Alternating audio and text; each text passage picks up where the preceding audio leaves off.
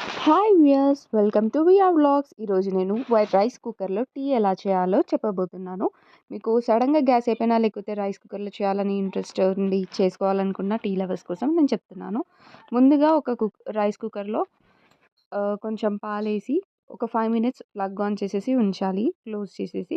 5 minutes తర్వాత చూడాలి కొంచెం వేడయ్యా లేదా అని. ఇంకా వేడవ్వకపోతే మళ్ళీ క్లోజ్ చేసి మళ్ళీ ఇంకొక 5 మినిట్స్ చూసామనుకో అది మసులుతూ ఉంటుంది బాగా పాలు అక్కడికే కావాలనుకున్న వాళ్ళు తీసేసుకోవచ్చు. ఇంకా టీ కూడా పెట్టుకోవాలనుకుంటే దాంట్లో ఒక 2 స్పూన్స్ చాయ్ పత్తా యాడ్ చేసేసి ఇంకా 1 ½ స్పూన్ షుగర్ యాడ్ చేయాలి. మీకు ఇన్‌కేస్ షుగర్ ఎక్కువగా తినే వాళ్ళైతే ఇంకొంచెం షుగర్ కూడా యాడ్ చేసుకోవచ్చు. ఆహ్, దీన్ని మళ్ళీ క్లోజ్ చేసేసి ఒక 7 మినిట్స్ వరకు ఉంచాలి. 7 మినిట్స్ తర్వాత ఓపెన్ చేసి చూస్తే టీ బాగా మసులుతూ ఉంటుంది. బాగా మరగనివ్వాలి. ఎంత మరిగితే అంత మంచిది. ఇంకా దీంట్లో మీరు కొంచెం ఇలాచీ ఇంకా జింజర్ కూడా యాడ్ చేసుకోవచ్చు. హెల్తీ కోసం అనుకుంటే నేనైతే యాడ్ చేయలేదు. నార్మల్ టీ పెట్టాను. సో, చాలా బాయిల్ అయ్యాక చూస్తే వేడి వేడి టీ రెడీ.